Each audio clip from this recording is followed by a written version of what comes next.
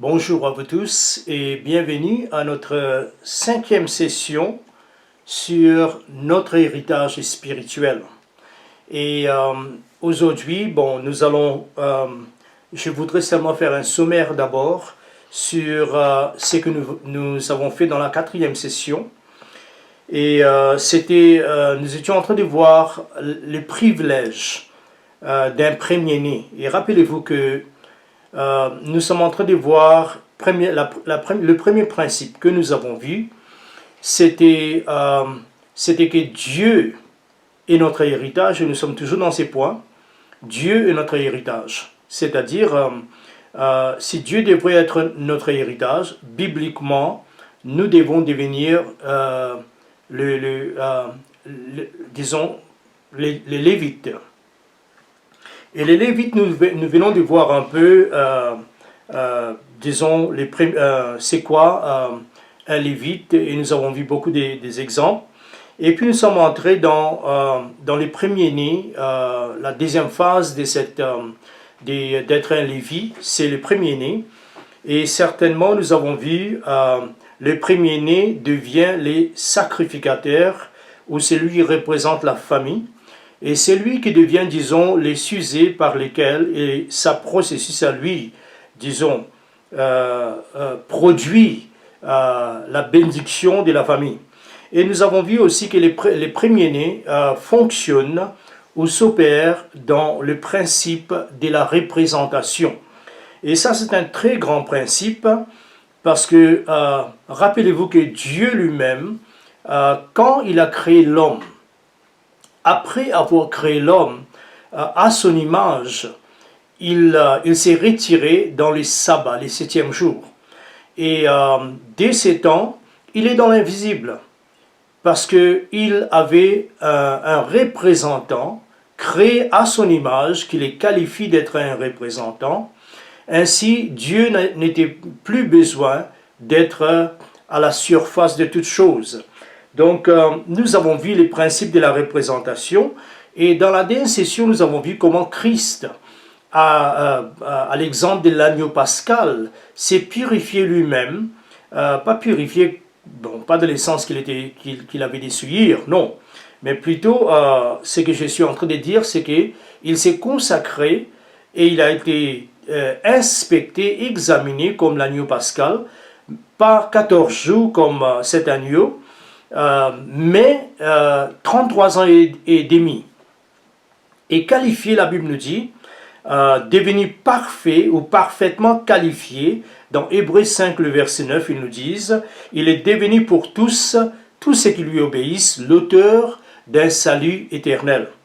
Alors, nous sommes en train de parler des rôles et les privilèges et la responsabilité d'un premier-né. Et aussi, une autre chose que nous pouvons voir, c'est que les premiers-nés, Dieu avait dit lui-même, dans Nombre 3, les versets 13, Dieu avait dit, en effet, tout premier-né m'appartiendra ou m'appartient. Okay? Le jour où j'ai frappé les premiers-nés d'Égypte, Dieu a établi ce principe. Quand il a frappé les premiers-nés d'Égypte, je me suis consacré tous les premiers-nés en Israël. Donc, Dieu dit que, troisièmement, tous les premiers-nés lui appartiennent d'une façon vraiment spéciale. Et je n'ai pas trop parlé ici parce que je voudrais, aller un peu plus loin aujourd'hui.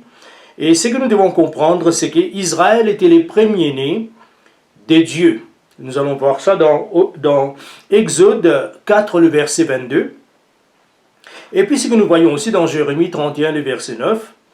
Et certainement, Israël jouissait, la nation tout entière, d'un statut propriétaire, c'est-à-dire prioritaire, c'est-à-dire en Israël, les tribus de Lévi représentaient le premier-né de la nation. Donc la nation d'Israël était les premiers-nés, et à l'intérieur de la nation, il y avait un tribu qui était le premier-né, c'était Lévi.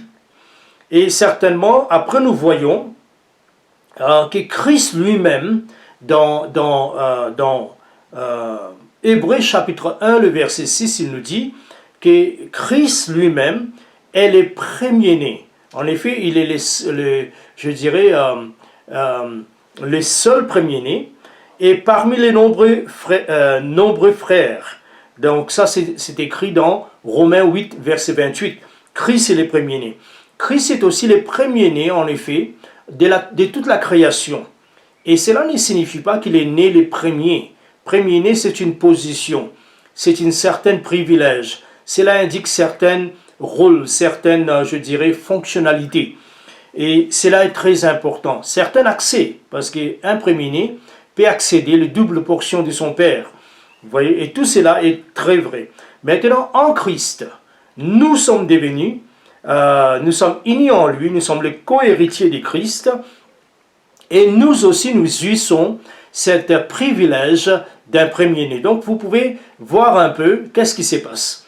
Et je pense que cela est très important, parce que si vous regardez Israël comme premier-né, et à l'intérieur d'Israël, Lévi comme les premiers-nés, et à l'intérieur des Lévites, les sacrificateurs, vient celui qui a la sacrificature éternelle selon l'ordre des Melchisédek, et lui, Christ, il devient le premier-né. Donc, et quand lui devient le premier-né, nous, en lui, nous devenons le premier-né, l'Église devient le premier-né, donc nous voyons qu'il y a toujours cette statut, et nous appartenons à Dieu d'une façon spéciale. Donc c'est très important. Aussi, quatrièmement, ce que nous devons voir, c'est que le premier-né reçoit le double portion. Je viens de vous parler de ça. Dieu avait dit très clairement, supposons qu'un homme, dans Deutéronome 21, le verset 15, Deutéronome 21, le verset 15, il nous dit, supposons qu'un homme qui a deux femmes, c'était dans l'Ancien Testament, et il aime l'une, mais pas l'autre, et qu'il ait des fils dont l'aîné soit de la femme qu'il n'aime pas, et quand il va partager ou donner son héritage entre ses fils, la Bible nous dit, il ne pourra pas reconnaître comme premier-né le fils de celle qu'il aime, mais il doit reconnaître toujours le fils qui est vraiment le premier-né, quoiqu'il peut être né de la femme qu'il n'aime pas. Donc, qu'est-ce qu'il nous dit dans ces versets? Il va reconnaître, et reconnaître dans ces versets, il nous dit, il va les donner les doubles portions. Donc, par exemple, s'il a deux fils, il doit prendre son héritage et diviser en 3. Donc, il va prendre deux tiers ou 2 portions, il les donne au premier-né et la 3e portion revient au deuxième-né. Et ça, c'est vraiment un grand privilège. Et cela parle de quoi? Cela parle de la vie, de l'abondance qui descend, qui devient la part de ceux qui sont premiers-nés. Donc, les gens qui reconnaissent cette position comme premier-né et qui est en train de vivre dans cette réalité de premier-né, dont Dieu devient leur partage, mais dans les choses de Dieu, dans l'économie et dans l'administration de Dieu, il y a toujours une abondance. Parce que lui, il ne reçoit pas seulement pour lui-même. Lui, il reçoit aussi pour son frère. Et je pense que les chapitres qui nous donnent beaucoup disons des idées ou des révélations dedans, c'est Genèse chapitre 27, le verset 27. Jusqu'au verset 29. Et c'est l'histoire d'Isaac qui voulait bénir son premier fils, qui était Ésaü. Et la Bible nous dit certainement, comme vous le savez, vous connaissez l'histoire, trompé au travers de sa femme et son deuxième fils qui est Jacob, il a béni le deuxième fils. Et dans la bénédiction, et j'avais mentionné cela, dans la bénédiction, il dit 2 choses qui est très intéressant. Il dit que Dieu te donne la rosée du ciel et des richesses de la terre, le blé et du vin en abondance. Alors il parle des richesses et les ressources de la terre en abondance. Et puis deuxièmement, il dit que le peuple te soit asservi et que les nations se prosternent devant toi, sois le maître de tes frères, et que les fils de ta mère se prosternent devant toi. Donc il y a deux choses ici, l'abondance des ressources de la terre, et aussi la capacité de dominer, ou la capacité de régner. Donc, qu'est-ce que nous voyons? Un premier-né qui a les doubles portions, il a toujours assez pour lui-même, et pour tout ce qui vit dans sa maison ou sous sa grâce. C'est pourquoi chaque personne qui porte une grâce doit adopter cette position des premiers-nés afin qu'il puisse avoir de la grâce pour lui-même, pour vivre sur la terre et être victorieux et marcher et accomplir le dessein de Dieu.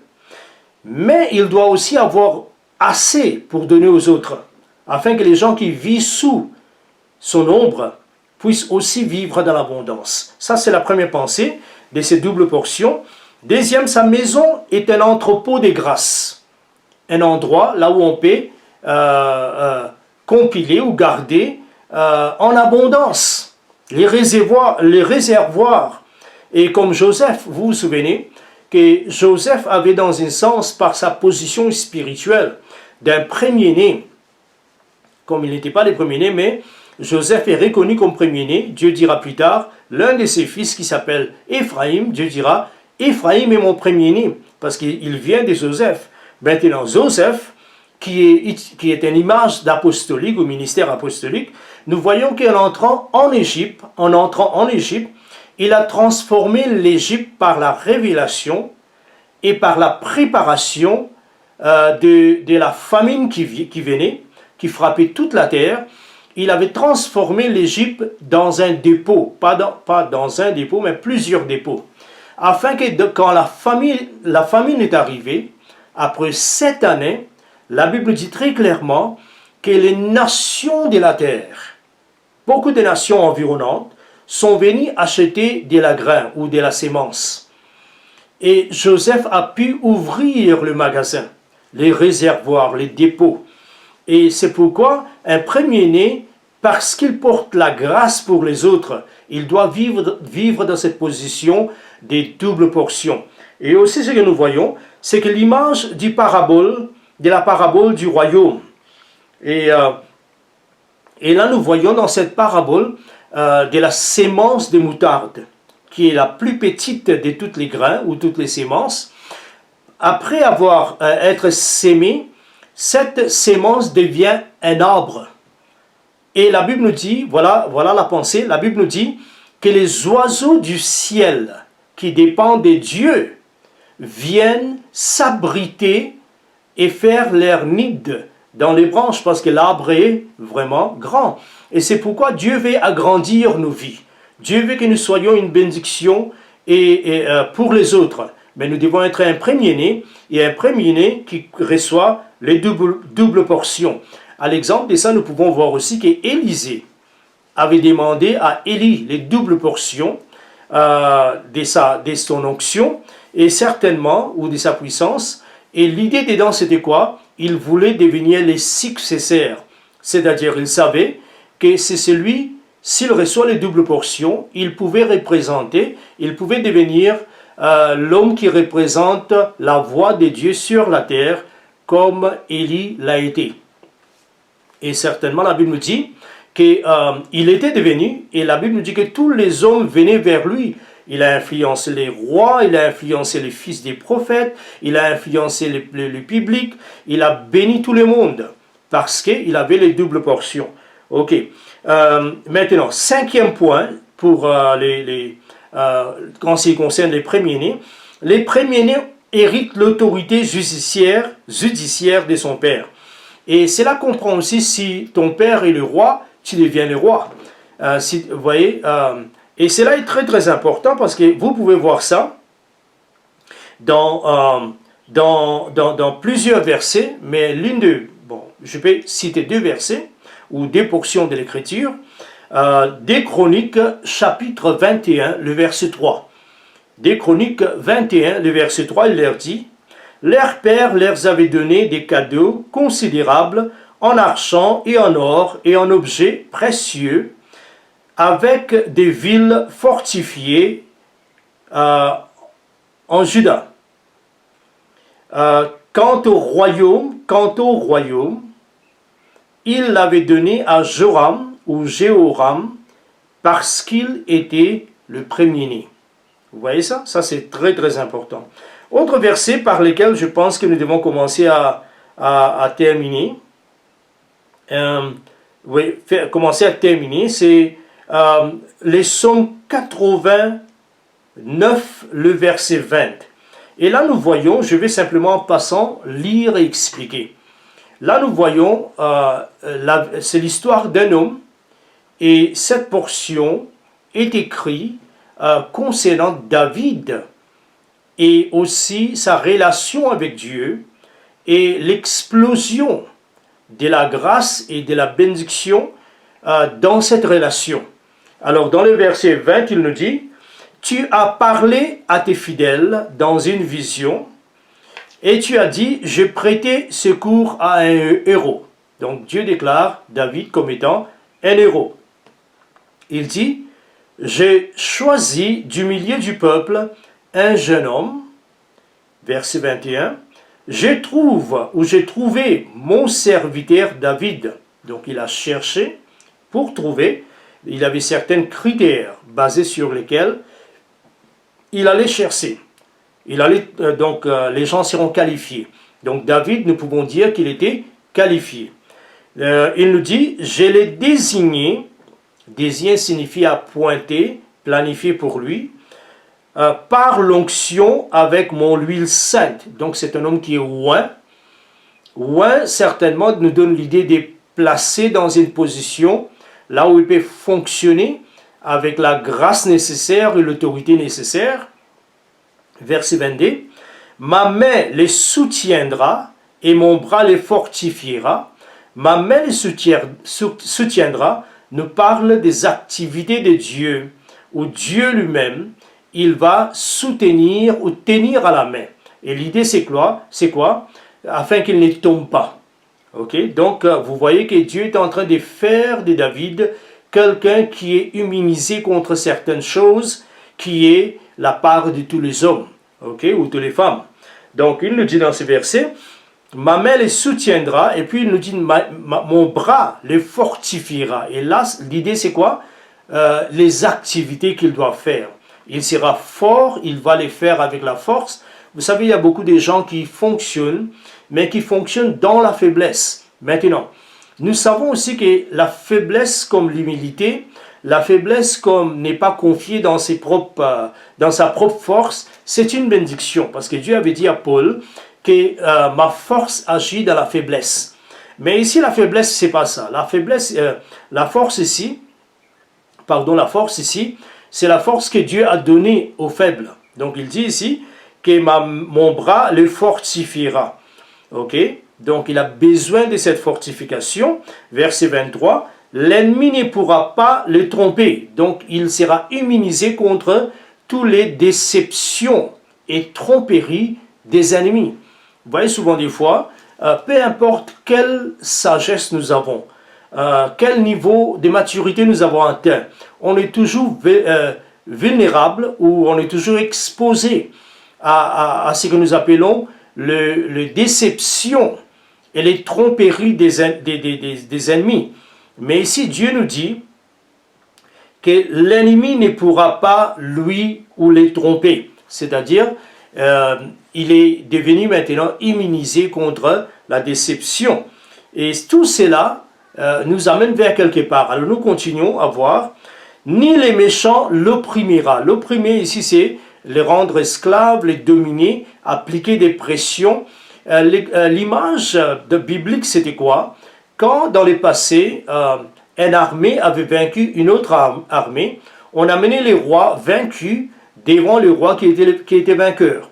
Et on les plaçait devant lui, et lui, il prenait les talons de ses pieds, il les plaçait sur la nuque de son adversaire. Vous voyez? Et c'était l'image de l'oppression. C'était l'image désormais, c'est moi qui domine sur toi. Alors, dans ce verset, il nous dit que les méchants ne peuvent pas l'opprimer. Nous continuons. J'écraserai ses adversaires devant lui et je frapperai ceux qui les détestent. Donc vous voyez que Dieu, en effet, dans un mot, ils disent que je suis dans les côtés de David, tel que Dieu avait dit avec Laban. Tu ne diras ni mal ni bien contre Jacob, parce que Dieu était dans son côté. Et si Dieu est notre backing, dans notre côté, la vie ne termine jamais avec nous-mêmes. Ça termine toujours avec Dieu. Ok? C'est très très important. Il a toujours le dernier mot. Et puis il nous dit, verset 25, ma fidélité et ma bonté l'accompagneront. C'est-à-dire, Dieu a souvent dit, par exemple dans Deutéronome, Dieu déclare, il dit, écoutez, l'Éternel, les dieux fidèles. Vous voyez, donc ses paroles sont fidèles. Dieu ne retourne jamais dans ce qu'il a dit. Et surtout envers les gens qu'il aime. Donc c'est très important de noter qu'il dit ici que ma fidélité et ma bonté, ma douceur, disons ma bienfaisance, c'est-à-dire mon attitude de tendresse envers David, il nous dit dans ces versets, ne sera jamais, ne disparaîtra jamais. Ok? Et puis il dit, sa force grandira par mon nom, c'est-à-dire en me représentant, la force dans sa vie va grandir. Et puis, nous arrivons vers la fin, parce qu'il parle des premiers-nés, en effet, tout cela applique dans la vie d'un homme qui est le premier-né. Il dit, j'étendrai sa domination sur les mers, et son pouvoir sur le fleuve. Lui, il fera appel à moi, il m'appellera. Tu es mon Père, et je ferai de lui, et il dira, tu es mon rocher, et je ferai de lui mon premier-né, le plus élevé des rois de la terre. Alors c'est là que nous arrêtons. Notez bien, toutes ces bénédictions que nous venons de parler, que Dieu promet qu'il fera envers David, c'était suite à sa position dans laquelle Dieu est en train de les élever. Et c'est quelle position? C'est les positions, il dit qu'il va arriver à un moment de reconnaissance, un moment où il peut commencer à reconnaître, il dit, mais toi tu es mon Père, Dieu. Vous voyez, il commence à reconnaître, parce que premier-né, nécessairement, implique que tu es le premier-né de ton Père, ou dans les côtés biologiques de la terre, mère, mais en Dieu, il est le mère, il est la mère et il est le père. Donc, nous devenons les premiers-nés de Dieu. Alors Dieu dit qu'il me dira, il m'appellera, tu es mon Père. Vous voyez, c'est comme s'il a soudainement reconnu, ah, mais Dieu est mon Père. Et puis, Dieu dit que, et moi, quand il reviendra à cette compréhension, vous voyez, qu'il est le premier-né, je ferai de lui mon premier-né. Je vais les positionner dans cette position des premiers-nés, et comme premier-né, il deviendra le plus élevé du roi de la terre. Donc ça, c'est les cinquièmes points. Le cinquième point, c'est que les premiers-nés héritent l'autorité judiciaire de son père. Vous voyez, les premiers-nés. Et sixième, cette position est donnée souverainement par Dieu. Ok? Si nous regardons par exemple, malgré les tromperies de Jacob envers Ésaü, et aussi Isaac, malgré la déception de Rebecca envers son mari Isaac et son fils, rappelez-vous que Dieu lui-même, il a dit très bien, avant que l'enfant soit né, dans Genèse 25, le verset 23, donc avant que Ésaü et Jacob, qui étaient jumeaux, avant qu'ils soient nés dans les ventres de Rebecca, parce que les enfants bagarraient à l'intérieur, il y avait des combats, ils s'est lutté, elle est allée voir quelqu'un, bon, pas quelqu'un, mais elle est allée voir Dieu pour voir qu'est-ce qu'il y a, pourquoi est-ce que j'étais telle cet état d'enceinte, cette grossesse difficile. Pourquoi ça? Et Dieu lui a dit, parce qu'il y a des nations qui luttent à l'intérieur de toi. Et puis Dieu a dit aussi ceci. Il a dit, le fils aîné doit servir son fils cadet. Alors vous voyez déjà que malgré Jacob a voulu voler les droits d'aînesse, Rebecca a voulu tromper son mari, mais avant même que tous ces événements, ces choses historiques se passent, Dieu, avant la naissance de ses enfants, avait déjà choisi qui sera le premier-né. Ce ne sera pas celle qui est sortie le premier du ventre de sa mère, mais celle que Dieu a placée. Donc le premier-né, c'est un placement de Dieu. Okay? Ce n'est pas... David était le 8e né. Il avait 7 frères avant lui. Mais Dieu a fait de lui, Dieu a dit que je ferai de lui mon premier-né. Ok? Alors, si vous lisez Genèse 25, le verset 23, il nous dit, l'Éternel lui dit, il y a 2 nations dans ton ventre, et 2 peuples issus de toi se sépareront. Un de ces peuples sera plus fort que l'autre, et le plus grand sera servi au plus petit. Donc, les premiers-nés, c'est ce que je viens de dire, les premiers-nés est accordé par Dieu cette position, la position des premiers-nés, lui-même. Vous allez voir aussi dans Malachie chapitre 1, le verset 2. Alors si Dieu est en train de vous placer présentement, vous n'avez pratiquement, nous sommes les premiers-nés, nous l'Église, mais au milieu de l'Église, Dieu est en train d'élever un groupe de gens qui va comprendre les messages tels que nous sommes en train d'enseigner, mais pas seulement cette message, mais arriver à cette position des premiers-nés par d'autres moyens. Bon, j'en suis sûr que quoi que vous écoutez cette message, vous avez ce privilège, mais il y a d'autres qui n'écoutent pas ce message, mais Dieu le conduit d'une autre façon à cette position des premiers-nés. Alors, Malachie chapitre 1, le verset 2, il nous dit, « Je vous ai aimé, dit l'Éternel, et vous dites, en quoi nous as-tu aimé? Ésaü, n'était-il pas le frère de Jacob? Déclare l'Éternel. Cependant, j'ai aimé Jacob, et j'ai détesté Ésaü. J'ai livré ses montagnes à la dévastation, et son héritage aux chacals du désert. » Donc les premiers-nés, quand Dieu a dit « m'appartiendront d'une façon spéciale », c'est là qu'on comprend que les premiers-nés, Dieu les positionne dans cet endroit des régner, dans cet endroit des fonctionner comme un premier-né. Alors, je pense que nous avons déjà parlé un peu là-dessus. Maintenant, je voudrais parler un peu sur la deuxième héritage que nous avons. Peut-être commencer dans cette session et s'il le faut, continuer dans la prochaine session qui sera la session 6e session. Ok, donc voilà ce que nous venons de voir. Donc les premiers-nés, si nous pouvons faire un sommaire de ces pensées, les premiers-nés, nous pouvons dire numéro 1. Alors, rappelez-vous d'abord que les Lévites, c'est cette réalité dans laquelle nous devons nous tenir et fonctionner afin que Dieu devienne notre héritage. Donc le premier des héritages, et la plus grande pour moi, je pense, bibliquement, c'est que ce n'est pas les choses de Dieu, mais c'est Dieu lui-même. Mais pour que Dieu soit notre héritage, nous devons devenir comme les Lévites, parce que seulement aux tribus des Lévites que Dieu avait dit que les Lévites n'auront pas des héritages sur la terre, car moi l'Éternel, je suis leur héritage.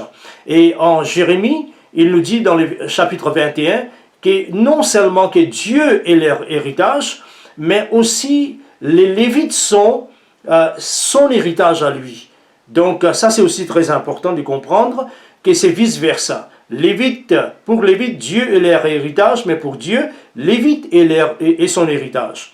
Alors, maintenant, ce que nous avons vu, c'est que les Lévites, premièrement, si nous pouvons faire un sommaire sur les Lévites, le premier-né, premièrement, les Lévites est mentionné les premiers-nés est mentionné dans les contextes de la prospérité et domination. Ça, c'est les deux mots à rappeler, prospérité et domination. Donc, ce qui domine la vie d'un premier-né, c'est qu'il peut avoir accès aux ressources sans limite, disons, je dirais, des dieux sur la terre, la vie en abondance, mais aussi il peut avoir la dominion ou l'autorité de régner. Alors, la première chose que nous avons vue sous cette canvas, c'est que le premier-né devient le sacrificateur de la famille. Il représente la famille devant Dieu et il représente Dieu à la famille. Et il appartient à Dieu d'une façon spéciale. Vous voyez, nous avons vu ça. Dieu a dit, les Lévites m'appartiendront. Il appartient à Dieu d'une façon spéciale. Et puis, nous avons aussi vu que les premiers-nés s'opèrent dans les principes des représentations. Donc, si on peut remettre les choses en ordre, nous pouvons dire les premiers-nés deviennent les sacrificateurs de la famille, c'est-à-dire celui qui libère la grâce dans la famille et qui amène la famille devant Dieu. Deuxièmement, le premier-né s'opère dans les principes de la représentation. Troisièmement, le premier-né appartient à Dieu d'une façon spéciale. Et quatrièmement, le premier-né reçoit la double portion de la famille de son père. Et cela comprend les ressources et la responsabilité. Et cinquièmement, le premier-né hérite l'autorité judiciaire de son père. Et nous avons vu ça dans l'exemple de David qui a hérité des dieux et les autres. Et sixièmement, cette position est donnée souverainement par Dieu. Alors par Dieu, et c'est là que nous avons vu David, le huitième né, comment il est devenu le premier-né. Alors maintenant, je voudrais continuer un peu sur la deuxième héritage que nous avons dans l'Alliance nouvelle. Ok? Alors, je voudrais lire quelques versets. Et le deuxième héritage, c'est le nom de la famille. Le nom de la famille est notre héritage. Maintenant, tout comme dans le naturel, le nom de la famille est très important. Pourquoi c'est très important? Parce que il y a plusieurs choses. Numéro un, pour l'héritage. Numéro un, pour l'affiliation. Filiation, c'est-à-dire qui est notre père, qui est notre mère et tout ça. Par exemple, quand moi je grandissais, quelqu'un allait me poser une question. À l'île Maurice, les Mauriciens étaient comme ça. Ils vous demandent, tu es de quelle famille toi? Tu es de quelle famille? Et dès que vous dites le nom de votre famille, ou en effet, vous comprenez qu'ils disent quelle est votre signature. Et dès que vous dites ce que vous êtes, votre nom, votre signature, il vous dira, ok, donc vous habitez là-bas. Donc directement, il discerne où est notre terrain, où est notre maison. Il dit, oh, vous êtes de là, et un tel est qui pour vous? Alors vous dites, mais ça c'est soit mon frère ou mon père. Il dit, ah ok, je les connais, nous connaissons. Alors votre famille, il peut même connaître l'histoire de notre famille. Et cela est vrai aussi dans le côté spirituel. Nous avons un nom de la famille. Et ce nom de la famille, ce n'est pas chrétien. Le nom de la famille, ce n'est pas Sourès, pour moi. Le nom de la famille, lisons un peu, qu'est-ce que cela signifie? Quel est ce nom? Le nom de la famille, c'est pas... nous pouvons dire fils de Dieu, oui. Mais fils de Dieu doit englober beaucoup d'autres choses. Alors nous allons parler de ça.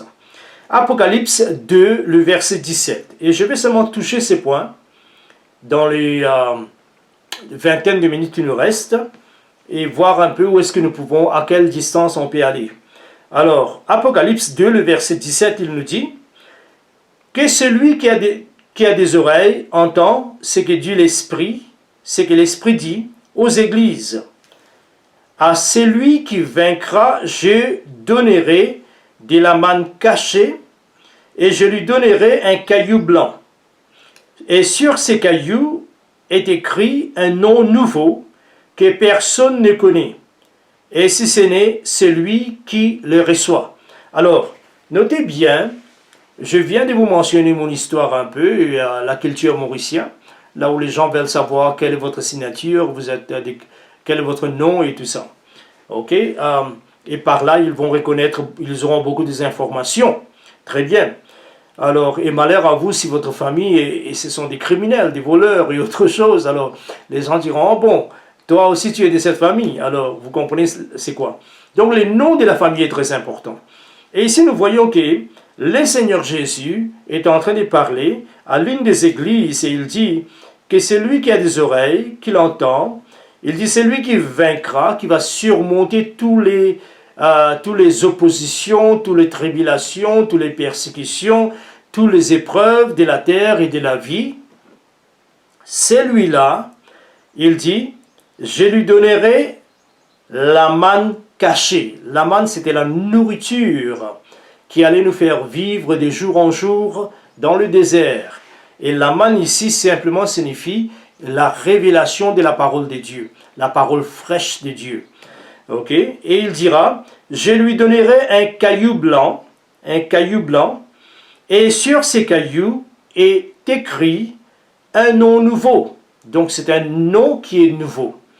Nouveau dans quel sens? Parce que nouveau, disons, peut être un nom que les autres ne portent pas. Parce que souvent, des fois, il y a un nom qui est porté par 10 000 personnes. Par exemple, si vous dites, mais comment vous appelez Jean?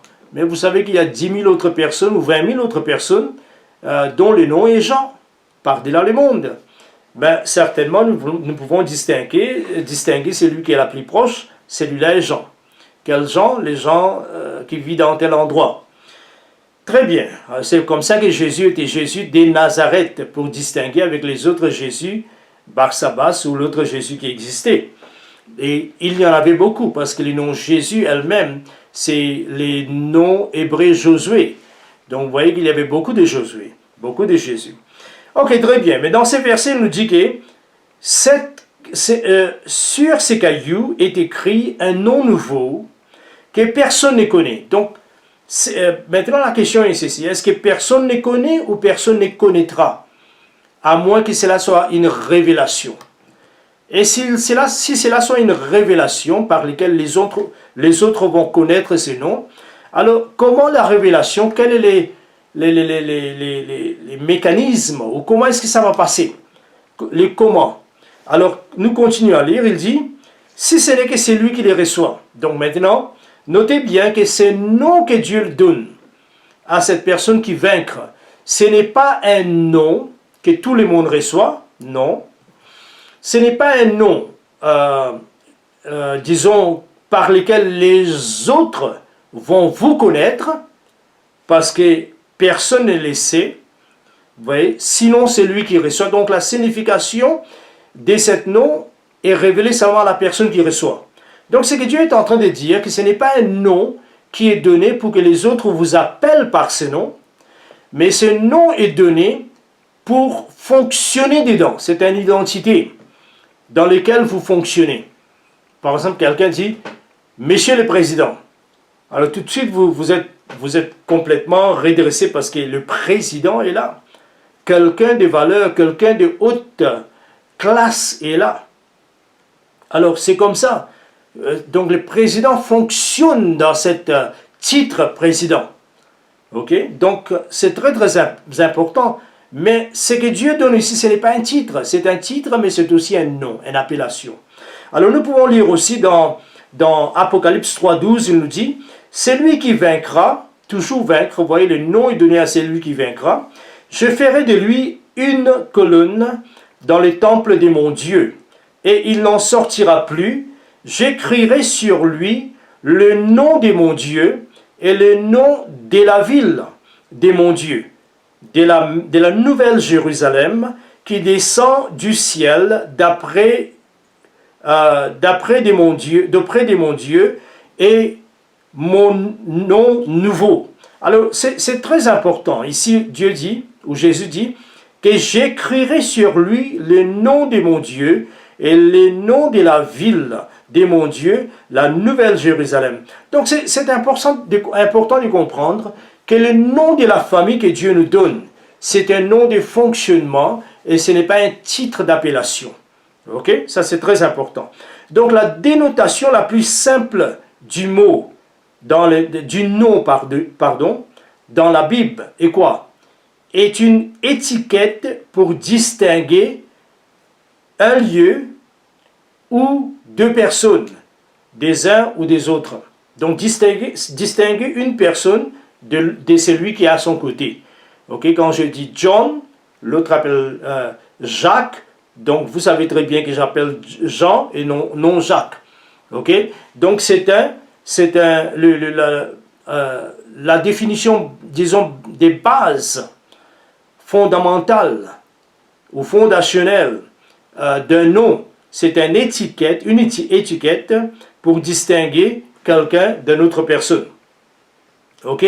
Un nom aussi reflète la naissance, la caractéristique d'une personne. Donc vous voyez déjà, nous rentrons dans une autre dimension maintenant.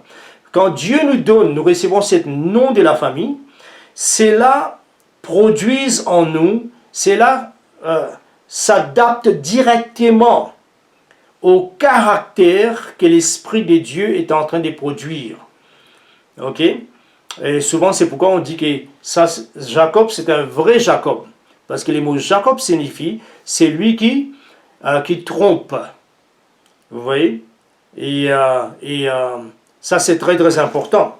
Donc, les caractéristiques de la personne ou l'œuvre spéciale que l'Esprit de Dieu est en train de faire dans sa vie, cette maturité, ce développement est adapté directement avec son titre. C'est pourquoi je vous donne un exemple. Par exemple, les gens qui me connaissaient comme Sourès, 30 ans de cela, ils connaissent les mêmes Sourès, les mêmes noms, les mêmes sons de mon nom. Mais seulement, ils me connaissent différemment aujourd'hui. Aujourd'hui, ils me regardent comme leur leader, comme leur père spirituel, mais autrefois, c'était un frère. Vous comprenez cela? Mais qu'est-ce qui s'est passé? Mon nom a accumulé ce que nous appelons du poids. Alors voilà les choses que nous devons comprendre quand nous parlons le nom de la famille. Le nom de la famille, c'est comme si Dieu vous donne un nom, fils de Dieu. Mais avec le temps, fils de Dieu peut accumuler des poids qui fait de vous quelqu'un distingué, quelqu'un séparé des autres. Et même cela est connu dans le monde spirituel. Quand vous parlez, vous prononcez une prière, directement le monde spirituel écoute. Vous voyez, vous commandez quelque chose, comme Jésus a dit, nous allons voir ça bientôt là. Bon, un nouveau souvent est donné pour appeler une personne, pour se souvenir d'une personne. On dit qu'il y a un tel, dans l'année 1800, il a fait telle et telle chose. Thomas Aquinas Aquin, dans l'année 1200, a fait telle et telle chose, a écrit l'histoire de l'Église. Vous voyez? Donc c'est important. Un nom aussi nous rappelle d'une personne parce que c'est le rappel de ses œuvres. Ok? Donc un nom nous rappelle d'une personne parce que cela nous rappelle de ses œuvres. Par exemple, nous pouvons dire que dans notre pays, telle et telle personne a apporté l'évangile pour la première fois.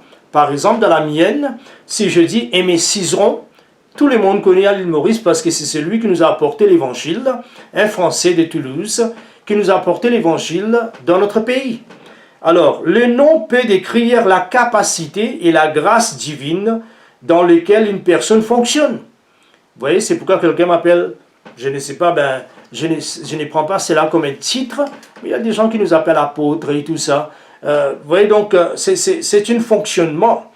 Un nom est aussi prophétique, dans le sens que le père de Noé a dit, son nom sera Noé, parce qu'il va nous apporter un peu de repos, de consolation, de la peine que nous souffrons à cause de la terre que l'Éternel a maudit.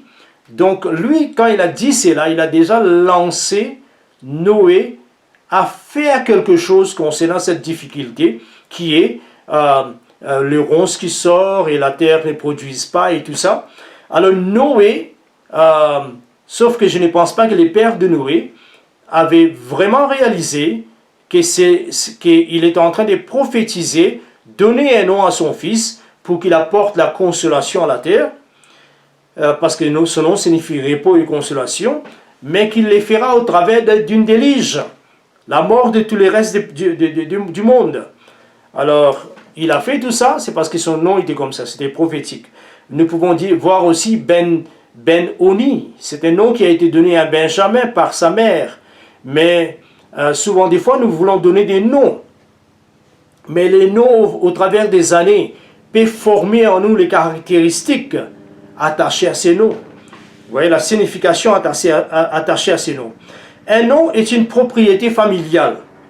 Nous sommes de la famille de Dieu et nous portons les noms de la famille. Les noms ici, ce n'est pas fils de Dieu, ce n'est pas ceci, ce n'est pas cela, ce n'est pas chrétien.